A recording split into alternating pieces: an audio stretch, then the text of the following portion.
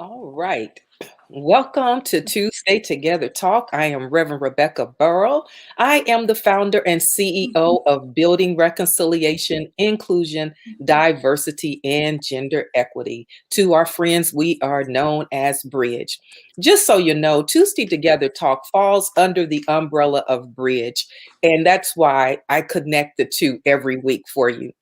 But this is an exciting evening. We have just come away from our first year anniversary celebration over the last July. Can you believe it's August already? And so we've come, from our first year anniversary celebration, but we're going to be celebrating throughout the year until we get to the second year. So if you can hear me out there, make sure that you go ahead and send us comments, like us, share this video. If you can't hear us, you can always let me know by posting a comment, but I think we're good on the technology this evening. So I am thankful tonight to have a very special guest conversationalist. And I tell you, if you've ever been in a particular season of your life where you are wondering if joy is really coming in the morning, then our guest conversationalist tonight, Sarah Gilbert, is going to help you figure it out.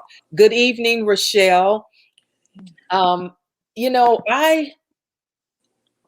I wanted to have this conversation, Sarah, not just because of my own personal need for it, Okay. but I realized that we are living in such an interesting time, and we are going through a lot of stuff, sure, as a nation, but people in their individual lives are going through so much.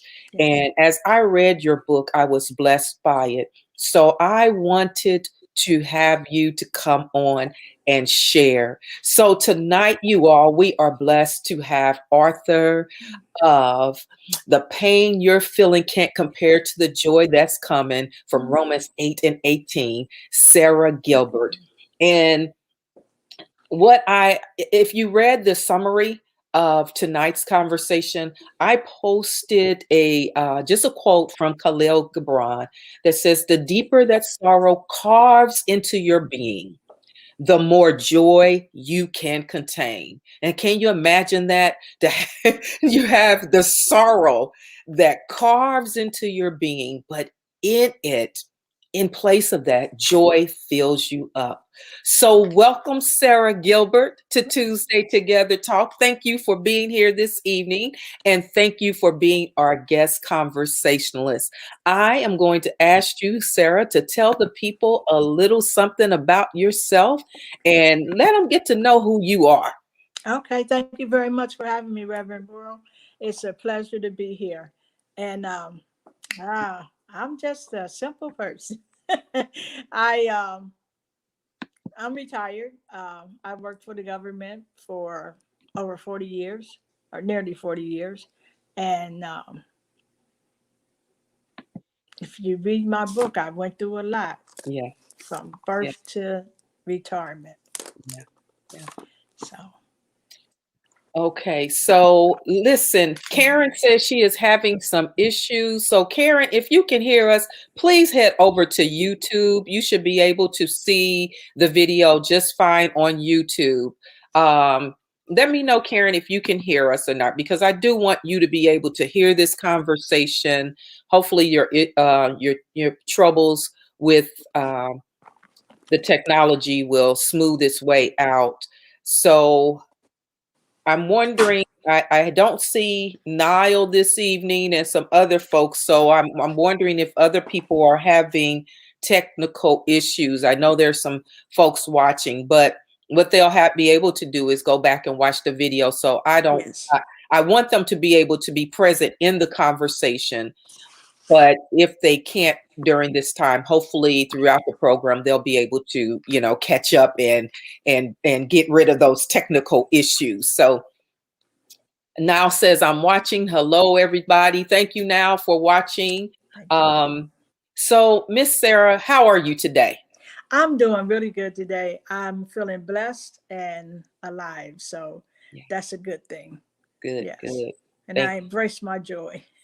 Thanks be to God. Amen. I know that's right. Amen. We have to. In times like these, you better You you embrace it, better embrace it. Yes. right? Any So, little piece of nugget of it you get, you yeah, embrace it. yeah, absolutely. Well, I want to just start with maybe, a basic question with what the audience would probably want to know. What was your inspiration for writing this particular book? Okay. My inspiration started off as I just wanted to give the glory to God for all that I had gone through, the miracles that took place. Hmm. Even the doctors had to recognize that it was a miracle that I should not have lived. Okay. And so it started off as I just wanted to write a testimony. Hmm. And I had titled it, This is My Testimony, right? But then it just like it wasn't good enough. Hmm. And it just kept evolving and evolving. And I kept adding more and more until I'm like, it's going to have to be a book.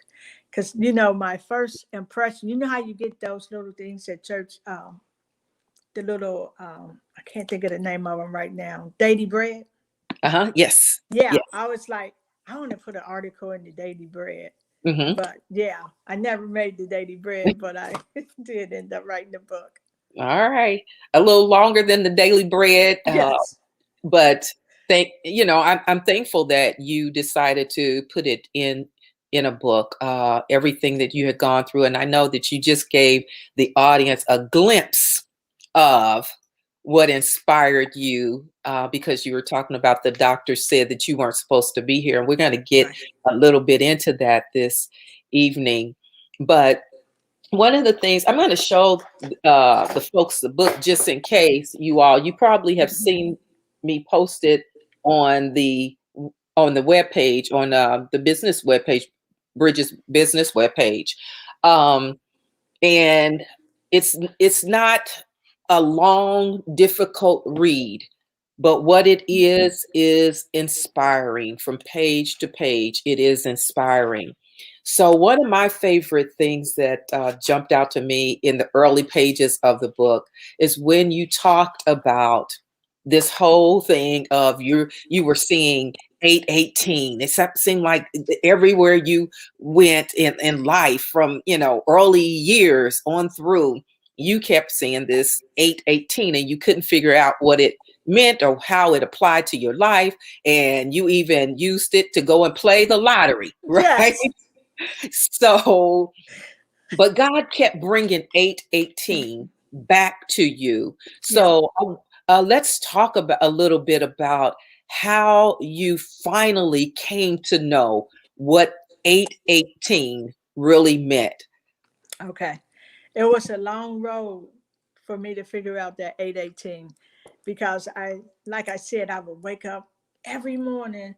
I and I look when I looked at the clock, it would be 818. Hmm. And I'm like, 818. And so then you keep seeing it, you like, what is with this 818? I open up a book, I'm reading a book, I'm on page 818. Yeah. It's like there's a number on my page where I play those little games you play on the iPad, and it'd be 818. Your Hmm. score is 818. It's not like I go to the grocery store, the bill come up $8.18, Hmm. $8.81, something like that, right? I always had that 818 in it. So I just kept trying and figure it out. And like I said in the book, I went through the Bible and I read Hmm. every verse that start every Bible book that had 8 verses with 18, Hmm. chapter 8 with 18 verses, right? And I read all of those, at least I thought I did, and it didn't click. And so then I said, just pray about it. So I prayed to God. I said, God, please let me know what this 818 is about. But back in the back of my head, I already knew that I had promised the Lord that I was going to write about this testimony where Hmm. He saved my life and miraculously. Hmm. And so when my granddaughter had stayed over one night, she always would get up and write something on my whiteboard, something like, Grandma, don't forget to do this or do that, or she'll put a little writing, or I love you, or something on it. But this time, she wrote on it. I took her home, and I didn't look at the board until I Mm, got back home. And as soon as I came in, the first thing I saw was 8:18, Romans. mm. And then it was like, the oh my God, the pain you're feeling can't compare to the joy that's coming. I said, Yes, my God, it clicked. That was it. I yes, knew that. I said, it's the book. I yes. got to write that book. I got to Mhm. finish that book. So Yeah, that's what I decided. Once I got the title to the book, then it was smooth sailing on from there. yes, yes. But I did feel a bit hurried because I had Yeah. took so long to write it.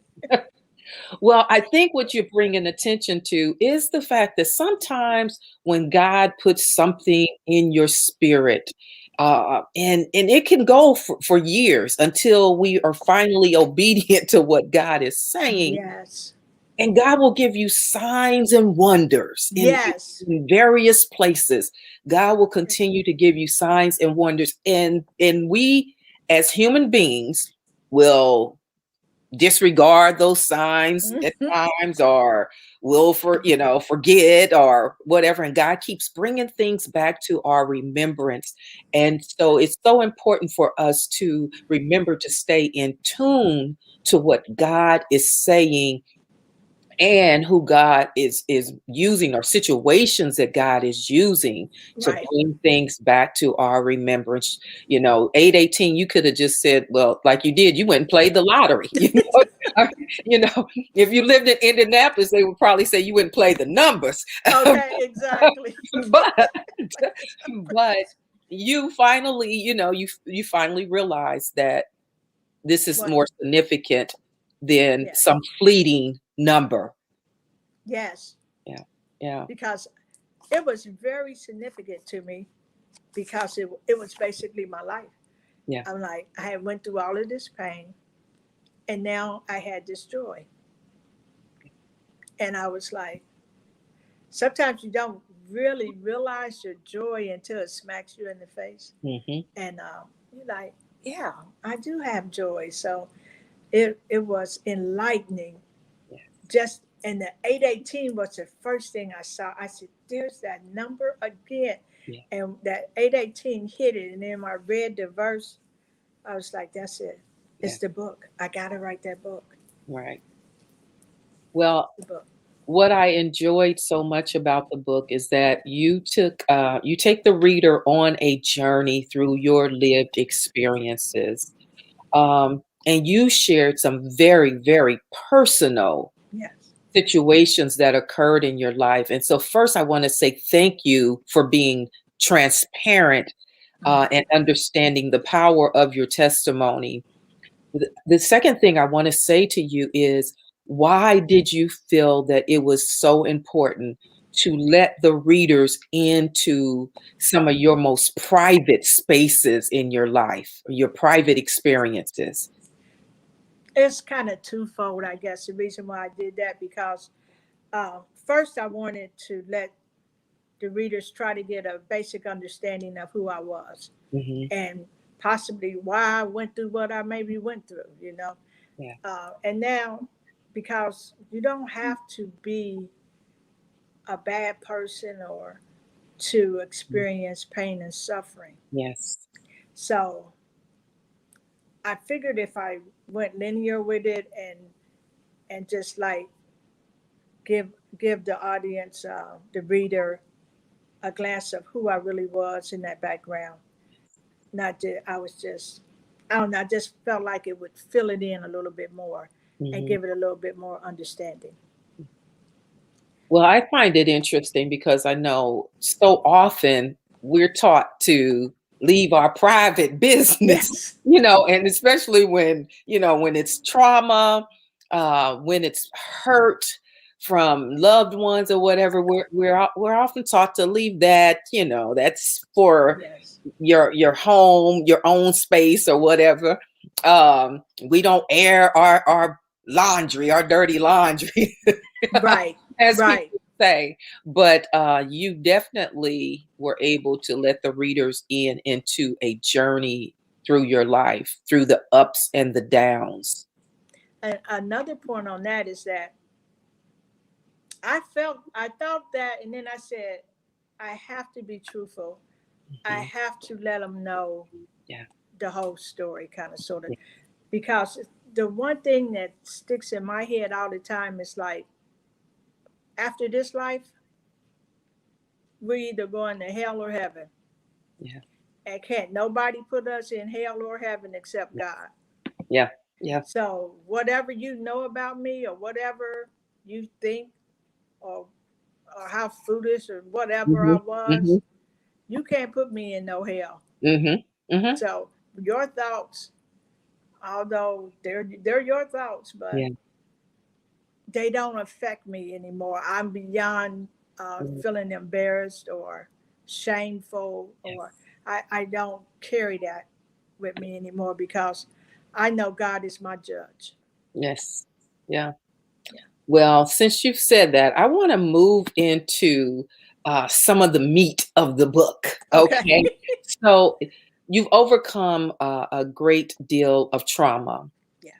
I want to talk about the significant events of your life. And the first thing I want to talk about is the physical abuse and toxic relationships.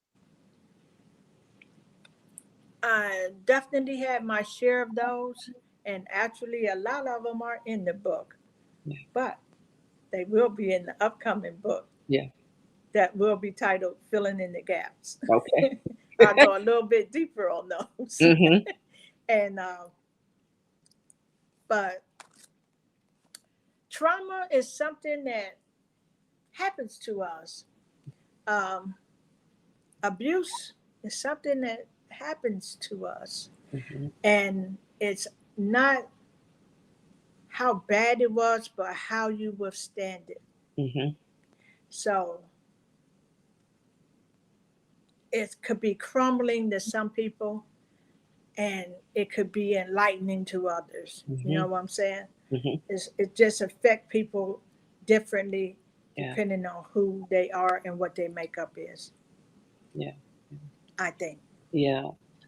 And I think that's so true because sometimes the physical abuse and trauma can, it impacts a person to such a degree that overcoming it becomes almost impossible for some people. Then some folks find, either through therapy and their faith, through their faith alone, or what, or just a support system, they're able to move through it and navigate through it. And what I gleaned from your book, I'm not sure what's going to come in the next one, but what I gleaned from your book is that you were able to get through it, and not that getting through it was easy. Hmm. No, it wasn't. It was painful and it's hurtful, Mm. but like most of those people, I just erased from my life. Mhm. I'm like, you're only going to bring me hurt and pain, and I don't need that. Yeah. I'm not going to invite that. So Yeah. you do. It took me probably a little too long to say no, Yeah. but you get to the point where God gives you the strength to say no, no more. Yeah. You have to just realize that you are a child of God, and He didn't put you on this earth to be abused and used like that. Yeah. Yeah. Yeah. That's powerful. And I think a very necessary comment for the audience to hear. Audience, I want to hear from you all. If you have any questions, I know that some of you probably have not read the book yet, but if you have any questions related to moving through trauma and a crisis, as you try to wait for joy to come. If you have some questions related to that, or if you just have something that you can share of your own personal testimony, you don't mind sharing with the audience, please put it in the comments section. We would love to hear from you and be able to make sure other folks around you are able. They'll have be able to learn from your testimony and maybe be encouraged by your testimony. So let's talk about the car accident. Mhm. And when I saw the picture of the car accident, do you have that page open? You have it opened up. When when I saw the picture of the car accident, one, I thought, I have no idea how Yeah. he could survive it. If you can put it up just a little bit closer to the camera, move it over towards, there you go. Okay, so audience, I don't know if you can see it very well because it's in black and white, but this is the car accident. So Sarah, okay, now I need to see your face, but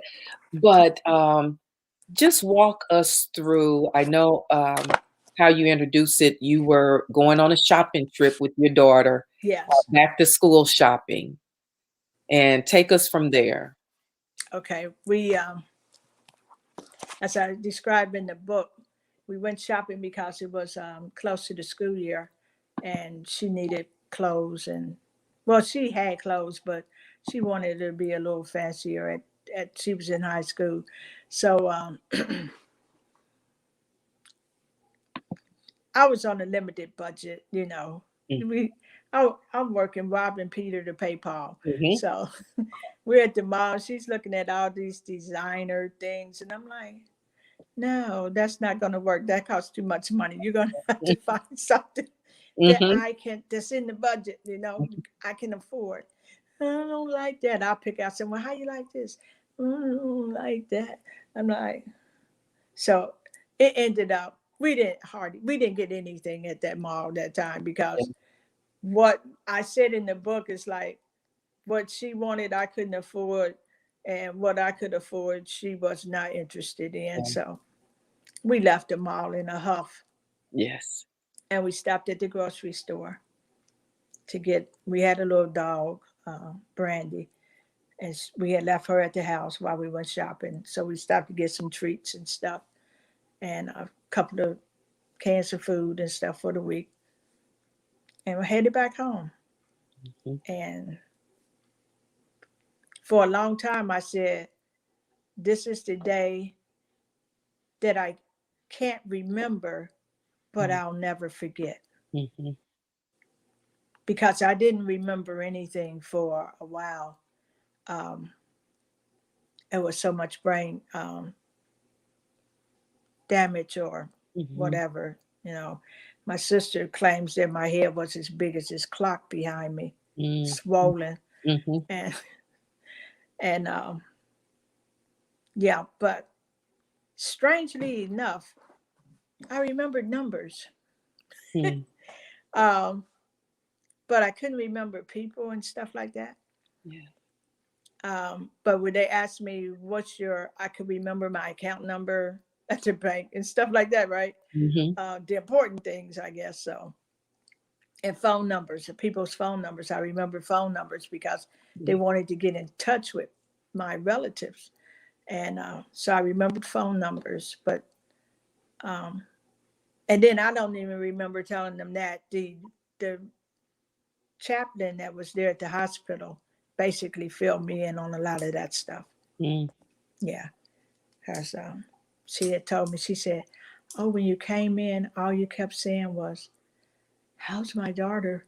Where's my daughter? How's my daughter?'" And I'm like, "Okay, well, I don't remember that, but I'm glad I was interested in her." And from the car accident, I wanted to let the people who haven't read the book that I was pronounced dead at the scene of the accident.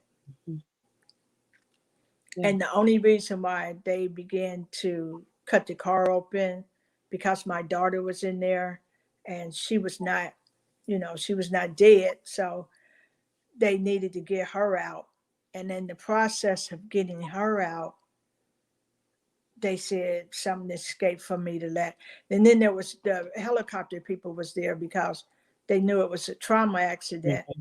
So um, when they got her out, I gasped or something like that.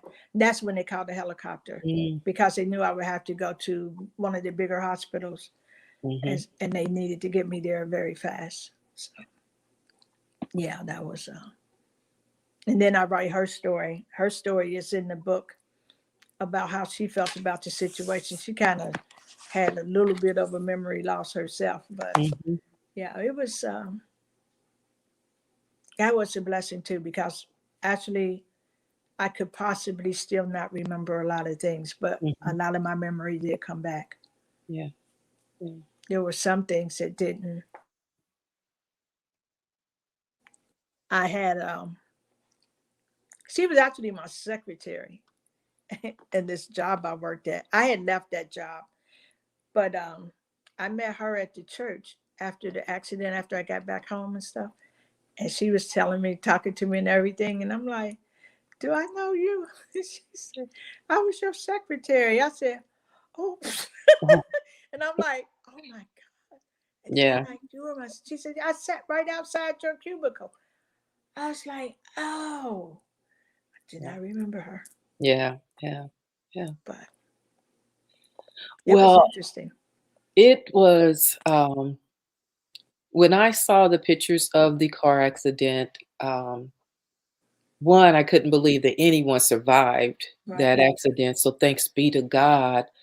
The other thing I thought about was your process, your healing process. Yes. Not only now, we know you had to heal physically, but you also had the trauma, the mental trauma, Hmm. post-traumatic stress, and then the spiritual. So I want to move us to a place. I want you to move us to a place where you were going through healing. I know in chapter 11 you talked about your friends, Yeah. and I want people to hear this because so many times when we're going through things, you have people around you say, "Hey, just call me if you need anything." People say that so quick, "Call me if you need anything." Yes. Um, and that happened to you. People said, "Call me if you need anything," and when you would call people, Yep. no one was available. No. They made excuses. Yes. How did you overcome that disappointment of your friends not being available when you needed them most? It was quite a hurtful thing, to be honest with you, because here I am on a walker still with no transportation because my car was totaled. And I need to go to physical therapy. I need to get food and groceries. I have no automobile. Mhm. And all these people were like, whatever you need, you just call me. I don't care what time it is, day or night, give me a call. Girl, I'll help you out. And I'm like, okay, thank you so much. And then I called at decent hours, I'm like, uh, I need to get to the grocery store, and I wanted to know if I could get you. I got therapy on Saturday, so if you could take me there. Girl, you should have called me on yesterday. I can't be, I ain't gonna be able to make it. And I was like, okay. And then I'll call the next person. Oh, I just promised so and so I was gonna do this, so I Mhm. can't do it today. Maybe some other time. Mhm. And I was like, oh God. Then after about the third or fourth phone call, you just give up. You just like, Yeah. oh my God. So then I'm like, I started robbing Peter to pay Paul again. I had to call a taxi. Mhm. Mhm. So, you got to do what you got to do. So I'm like, hey, but all of that, God works it out. Yep. You just got to keep praying when you go through that and just ask Him to show you the way. Yes. Lord, these people said they was going to help me. They ain't showing up. I don't know what to do. Yeah. I need you to help me. I don't know how you're going to help me, but Lord, please help me Yeah. because I got to get through this. Yeah. And God did help you because God sent Yes. an angel. Yes, He We'll did. call your friend an angel. God sent someone to bless you. So talk about that. You've gone from the disappointment. You've prayed, Lord, send me some help, and God answers your prayer through a Yes. friend. So tell Yes, us He a did. little bit about that. Okay, so after I finished praying and them ran out of money, and I'm like, I can't catch it, and I can't afford another Mhm. taxi. Um, I couldn't even think about getting on a bus. Yeah. It's too many contractions to. It was just too complicated to even Mhm. think about at the time, and I don't even think the buses had all those. They didn't have the lifts and stuff. I Mhm. don't think they did back then. I'm not sure, but Michael came by. He had came to visit me at the hospital at one time, and he just showed up. Mhm. He had called. He just showed up, and I was like, I'm so glad you're here. I need to go to the store. And he said, yeah, I can handle that. And then I told him I got therapy on this day and that day. Think you can help me out on those? He said, sure, sure. And he did it. Mhm. He was my angel, I have to say. Mhm. I believe God sent him just for that purpose and for that reason Yeah. back into my life. Yeah. Yeah.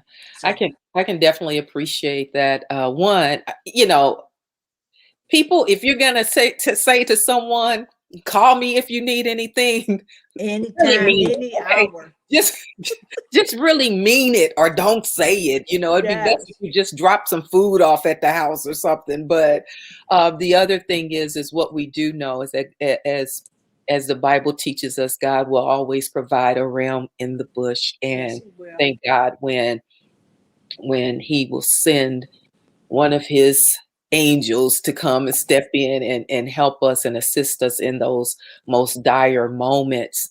Um, because as you were saying, you were in a place where getting on the bus wasn't really an option. You had too much Yeah. other stuff going on with your body and maneuvering. And then the other thing is you didn't want to drive because of No. you didn't have a car, but then also the whole ideal of driving was still pretty traumatizing. How Yes, it did was. how did you work through that trauma, and being able to finally get behind the wheel? It was slow, slow but steady. Yeah. Um, I write in the book my first attempt to drive after I realized you're gonna have to get a car because you cannot depend on people. And so I had to I was forced to get back in a car. Mhm. Mhm. It was my surroundings is just like I wasn't nothing in walking distance except the church. So you had to have a car, so or some kind of transport. Yeah. So I brought the car, and I was so afraid. I knew I was afraid to drive again. I never wanted another little car. I said I want some big, heavy orange piece of car. Like, Mhm. and when I first got in the car to go driving, it was um, it was some light snow, Mhm. and I went to sliding, and I was so afraid. I was so traumatized. Yeah. I just got out of the car. I wasn't but about 10 feet, if that much, from the house. And the car slid. And I'm like, uh-uh. So I got out and I walked back to my house on a Mhm. walker, and my neighbor came home, and I asked him if he would go get my car and drive it back to the house for me, because I was like, I'm not, it just, it Yeah. rattled something in me. It was like unexplainable, but Yeah. it was a fear that came over me that I couldn't shake at the time. Mhm. And Mhm. it took me, I'd say, better than a year Mhm. to get over. I would see an accident and I would fall apart. Mhm. Mhm. I couldn't stand to see a car accident. I would just have to pull over, and I start crying uncontrollably and shaking, and it was like I was reliving something all over again. Mhm. That it was bad, because one time I sat on the freeway um, for almost an hour. It was an accident, Yeah. and I pulled over and I just sat there and shook and cried, Mhm. and I couldn't move. I couldn't move for an hour. Yeah. And then something told me, you got to keep going. You got to keep going. You got to You get know, over this. um, I'm going to read some of these comments, but what you're saying reminds me that, sometimes in life, things don't dissipate quickly. We don't move from sometimes, being traumatized to, the one day and waking up the next day and saying, "Yay, I'm great." Hmm. Exactly. There is oftentimes a healing process where we must remain committed to allowing God to heal our hearts, our minds, and our body, as well as getting whatever other necessary help we need, from mental health therapists, from physical, from our doctors and whomever. So I'm thankful that you were sharing that part of your story where you are reminding us that no, my trauma wasn't gone in a day. No. And matter of fact, it coincides with your book so well. It talks about the pain that I'm feeling now can't compare to the joy that's coming. But there is a process that you had to go through. And sometimes we stop midstream in that Yeah. process and never get to the joy. So Exactly. yeah. So Rachel says, when I feel overwhelmed in my life, God always brings the Bible verse, 2 Corinthians chapter 5, verse 7, for we walk by faith, not by sight. And it reminds her of God's presence and how God comforts her. Um, Now says, when you were talking about a friend praying, now said that's like a friend saying, "Pray for me," and they say, "You're in my prayers," instead of stopping and praying right then. Hmm. And that's so true. Friends that, hey, if you need anything, well, pray Look for me. at that. Okay, I'll pray for you. I put you on my prayer list. No, pray for me, right? I need that right now. Karen, I love Karen's comment. Karen says, if I say call me if you need me, best believe I'm there. And I Yeah. think anybody that knows Karen Franklin knows that she means it. If you need her, if she Amen. says that I'm going to be there for you, then she will be there. Tammy says the conversation is so intense. I feel the need to just listen. That's why I'm quiet. I understand, Tammy. I understand, because when we recognize that God carries us through, but we have to go through. Hmm. Yeah.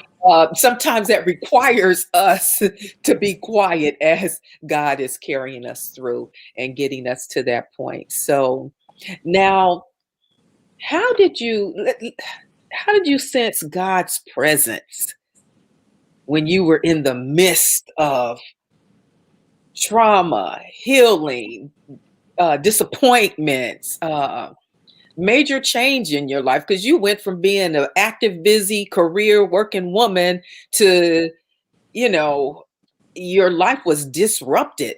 So, Yeah. how did you feel God's presence in the midst of all of that? How did you sense God's presence? I actually began to sense God's presence once I was in the hospital, in the trauma Mm, unit. I was in ICU for 6 weeks, um, with a 5% chance of living the whole 6 weeks. So, um,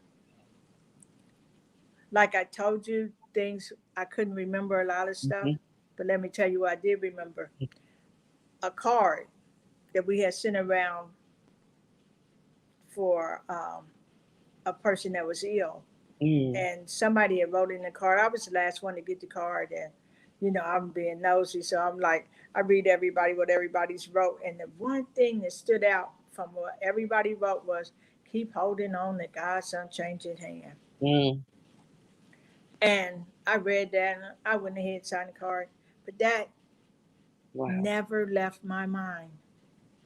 That verse, that saying right there, never left my mind. Keep Mhm, holding on to God's unchanging hand. yeah. If you read the book, I got a chapter in there where I get tiffy with the nurse because I my hand, this hand was broke. It was in a cast. Still have the scar, but anyway, Mhm, I'm holding on, I got my hand grasped like this, Mm-hmm. and the nurse gets curious, and she's like, "What's wrong? Can you open your hand?" I said, Mm. I just said, "Cause I can't talk. It's got respirator in, right?" Shake my head, no. And so then she keeps trying to pry it up. I won't let her pry it open. I've Mm-hmm. got it, Chris. I mean, I got it tight. I'm not letting it Mm-hmm. go. So um, she kept at me and kept at me. I said, some just told me like, get her out of here because she's gonna keep on messing with you until. And so she asked me if I could write why I couldn't let my hand go. I said she gave me some pencils. She had to take my hand loose, and I scribbled because I'm my right hand. I was right-handed, and I had to learn to use my left hand Mm-hmm. to eat and write and everything with. So I scribbled down, "I can't let go," and she didn't understand that, and I'm Mm-hmm. just like I can't let go. So um, she kept at me, and then I just like real Wow. quick, I just did like that, Yes. and then like, please go leave me alone because I'm not letting go. Yes. Yes. Yes, I held on. I had some miracles. It was lots of miracles happened in the hospital, and the doctors had to acknowledge them. Yes. Yeah. Yeah. Well, that right there speaks to us this evening. If you're listening, and we think of the song, "Hold to His hand, God's I'm unchanging hand. changing Build hands. your hopes on things eternal. Hold Hmm. to God's unchanging hand." And at that point where life is coming at you, maybe situations is trying to make you let go of God's hand, or maybe a nurse in a trauma center is trying to make you let go of. But sometimes we have to do exactly what you did, and just hold on. You Holding on. hold on to God's hand. So I'm not gonna get preachy on y'all, but Okay, go ahead. look, now I won't apologize if I do. Right. But what you all need to hear tonight is, regardless of whatever situation you're going through, you might not even be able to say it with your mouth, Right. but what you can do is just hold on. Hmm. Just hold on. And you hold on to God, although all this other stuff around you is telling you that the odds are stacked against you. You may have, like Sarah had, you had 5% chance, right? Yeah. um you may be down to your 0% or your 1% chance or whatever, but you have to hold Hold on on.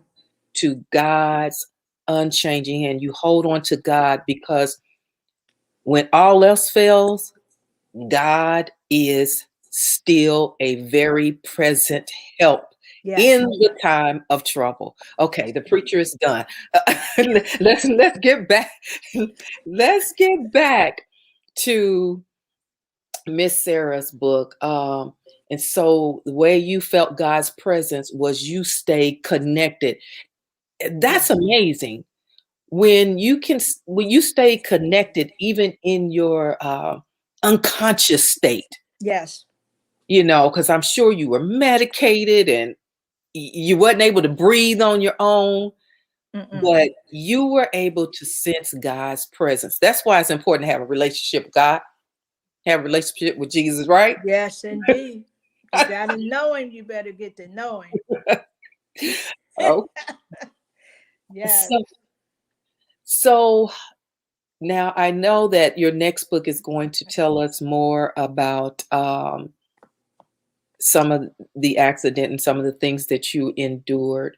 Hmm. But what do you want people to know about you today, as you have overcome a traumatic experience, where they had counted you out, said you were dead? Right. What do you want people to know about you today, as God has breathed new life into you?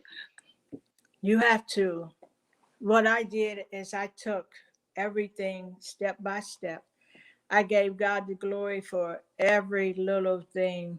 If I woke up in the morning and I could open my eyes and see, I thank you, Jesus. Yeah. Thank you, God. Yeah. And I was in pain a lot. So once the pain stopped, that was another added to the list. Thank you, God. I don't feel no pain this morning. Mm-hmm. Those kind of things that seems irrelevant or non-essential to some people, you just don't know how great you are and Mm-hmm. how good things are for you. Yeah. Even if you're hungry and starving and ain't got a no place to live, if you can walk and see and talk and not feel pain, not be rattled with, there's something to give God glory for. Yeah. You got to always give God the glory for the smallest Yeah. things that Yeah. happen in your life. And that's what I did.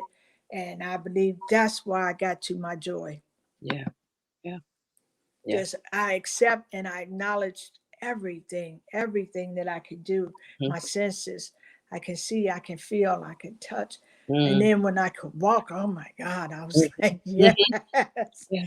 Um, and then being able to drive again, not being so afraid and that fear gone, and you thank him for just taking all those things away from you. Yeah. And Yeah. that's how you have joy. Yeah. Yeah. That's how I have joy anyway. So So the joy is not about stuff. mm-mm. The joy is about being healed, being made whole, being able to acknowledge God's gift of life to you. Yeah, to be present even. Yeah. To Yeah. just be present. Yeah. Um, it's it's amazing. Yeah. And the more you accept, the more you acknowledge, the more you keep getting. Wow. Yeah. When you start accepting those little things, Mm-hmm. they started adding up. Mm-hmm. God starts adding because you've given him praise for that. Yeah. So he's going to give you a little bit more, Yeah. and you can praise him for that too. Right. And the more you praise him, the more you're going to receive. Mm-hmm. Yeah. Well, if you're That's how I faithful feel. over a few things, well, hey, that's good. Because you're reminding us, as sometimes we wait for some big grand,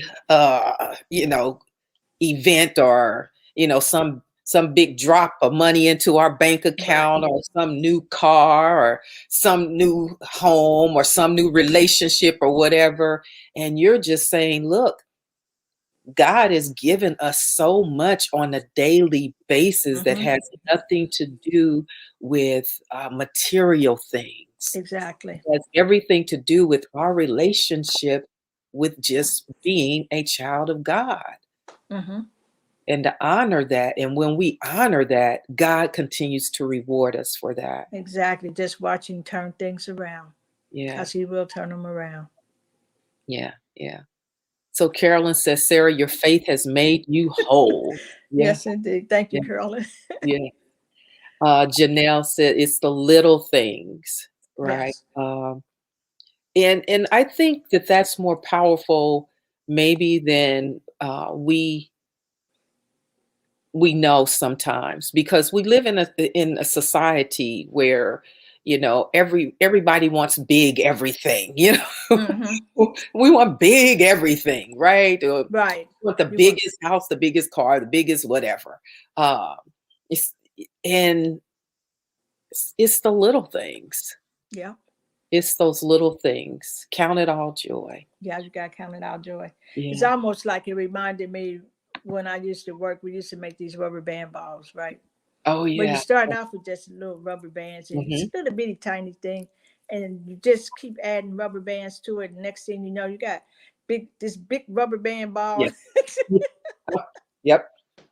So, Yeah. you just, and it gives you like, oh man, I started with nothing and now look at here what I got. So, yeah, we got the the society is kind of greedy. It's like they want it all or nothing. It's like nothing or Hmm. all.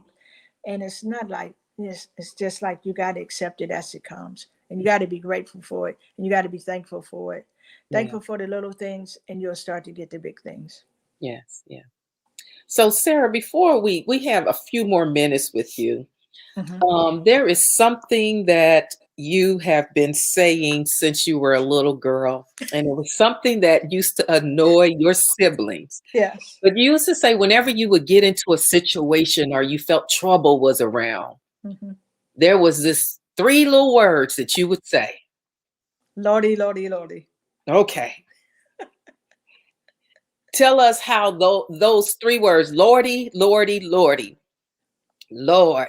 I say, Lord, have mercy a lot. I Yeah. say it when I'm hearing a good sermon. I say it when I'm just calling on, Lord, have mercy. But you say, Lordy, Lordy, Lordy. Lordy, Lordy, Talk to us Lordy. about that. Yes. I was a little kid. I started doing that. My mom used to read the Bible to us and stuff all the time. So I think that's what instilled that faith in me to begin Yeah, with. And I knew to call on the Lord when I was in trouble. yeah. So anything that happened that I didn't want to happen or I wanted to stop or I just couldn't handle, I just started off and I'll Hmm. start off with, oh Lordy, Lordy, Lordy. And then I would say it till I would ease up until I felt Hmm. better or till the situation Hmm. dissipated. I would go, I'm gonna say it. Oh Lordy, Lordy, Lordy, Lordy, Lordy, Lordy, Lordy, Lordy, Lordy, Lordy, Lordy, Lordy, Lordy. And they would get mad at me, hit me in the head or something. Shut up. And I said, no, Lordy, Lordy, Lordy. You was gonna call on God until Yes. until He came see about you. Until he came. I ain't gonna stop till it happens. So Yeah, yeah. yeah. I kind of grew up like that. So it was kind of funny. Darlene Evans says, I loved reading your book. Such an interesting read that kept me on the edge of my seat. What a traumatic life you've lived, but you can't tell by looking. And I agree with Darlene. One of the things that I have always admired about you is your smile. Oh, I thank you. And you would, you greet people with a smile. You always had a smile. I had no idea, and I think I've known you for a few years now, not an extensive length of time, but for a few years. Yeah. I never knew your story. And I said this to Janelle Keith Ford, who was on our show once. Sometimes people see your smile and they have no idea the pain or the sorrow that has been carved into you, Hmm. um, in order for that smile to erupt. Yes. So thank you, Darlene, for reminding us that sometimes, people, we got to learn how to talk to people and get to know people, because sometimes that smile, on the other side of that smile, somebody's really still going through some hurt. Yes. Yeah. So I'm going to ask you to give us a couple of last words. Help somebody that is now going in through a situation. They're going through some trauma.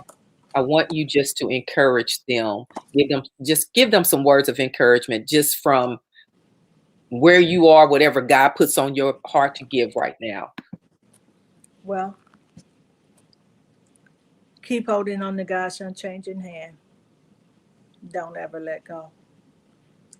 And just pray for your healing and be thankful for every little bit of progress that you make. Because if you're thankful for the small things, He'll give you bigger things. So sometimes it reminds me, I reminded myself one time when you think about the Bible story about Jesus meeting the lady at the well that had did all these things, and that woman ran back to tell everybody about Jesus, Mhm, right? Because she was like, I mhm. know a man that told Yes. me all about myself and everything Yes. I've done. Hmm. Because when she drank that living water from Yes. Jesus, she had a lot of relationships, right? But Hmm. those relationships just left her empty. And that's the way we are in life. We have all these things, we go through all these things, but they basically leave us empty until we fill our void with the love of Christ. Yeah. So once you start accepting Christ and uh, glorifying Him and praising Him and holding on to His unchanging hand through times of strife and trouble, Hmm. and being thankful for the little that you have or whatever you have, um, you'll get filled. Yeah. You'll start to get filled. Yeah. She drank that living water. Lo said, thank you, God, for this strengthening conversation. Thanks, Sarah and Reverend Burrow. Thank you, Thank Lo, you for all. tuning in. We appreciate that. Thank Uh, you for having me. my mom said, Becky. My mother called me Becky. I must get Sarah a book when I come there. Okay, Mom. We'll make sure you get a copy of Sarah's Yes. books, okay? Book. Paula says, thank you, Miss Sarah. Anthony, I love you. You know, if you need us, we are there. Okay, Okay. Paula. We're going to hold you to that, Paula. Okay, I'm gonna hold you. I We'll call believe them. that she means it. So, Yeah. the book again is Romans 8:18. The pain you're feeling can't compare to the joy that's coming. There is a link on Bridges, Yes. my business page, where you can find a copy of the book. I don't, we're not affiliated with Amazon, but that's where I did find the book. I don't know, Miss Sarah, is the book on any other sites where people can find it? It's only on Amazon right now, Amazon.com, and it's been reduced to $9.99 Okay. for a special time. Yes. Okay. Okay. Miss Anna Brown says, thanks for sharing your story. Rachel says, thank you, Reverend Rebecca and Miss Sarah, for uplifting everyone tonight. God bless. I Thank do you. want you all to feel inspired as you leave this conversation. I want for you to know that no matter what you're going through, that God can get you through it. And pain and hurt may feel like it's going to linger. Suffering feels Yes. like it goes on forever. If you've ever gone through anything, suffering feels like it lasts a long time. But the joy that's coming if you hold on to God's hand, if you don't Hold let it on. go. Jacqueline says, Sarah, TQs are there. That must be an Yes. inside thing. That's from our high school, Teddy. We call ourselves the Teddy Queens. Okay. Karen said this conversation has been amazing. Thank you, Sarah, for sharing your story. Thank you, Rebecca, for having Sarah on tonight. You guys are welcome. So before Sarah leaves, let me just let you all know what's coming up this month. This month, we have Pastor Miko Seymour. He's going to come in on August 17th and 24th, talk about fatherhood and Black men. And then on the 24th, he's going to talk about agency and the power within. Then yours truly on the 10th, we'll talk about, that's next week, rediscovering courage after defeat. And so really it's going to piggyback on this conversation that we are talking tonight, because sometimes when we're defeated, or sometimes when we feel like we've had a setback, it's hard for us to get our head back into the game. It's hard for us to find that courage to once again say, yes, I can do this. We put aside our dreams, our goals, and everything in the face of defeat. And what we want to talk about next week is finding courage after defeat. So I want you all to make sure that you join us next week for that conversation. And then once again, like I said, we'll have Pastor Miko Seymour in. That conversation, fatherhood, intentionally spelled FATHRHOOD, and Black men. They have founded an organization of some young Black men, have found an organization because they want to take this negative stigma that society has put on Black men as fathers, and they are working hard at raising the awareness in this country that there are great Black men who are fathers. So we're going to have a conversation about that. And then that following week, we're going to talk about agency. The power within. And so helping you understand the power that you possess. So God bless you. You have any other closing words for the people, Miss Sarah? No, bless. I just want to bless them all and thank you all for tuning in. I love you and God bless you. Okay. Well, you all heard that. Make sure that you get a copy of the book. And I'm Reverend Rebecca Burrow. I am the founder and CEO of Bridge and the host of Tuesday Together Talk. I guess that's what happens when you found your own organization. You can also make yourself the host of the show.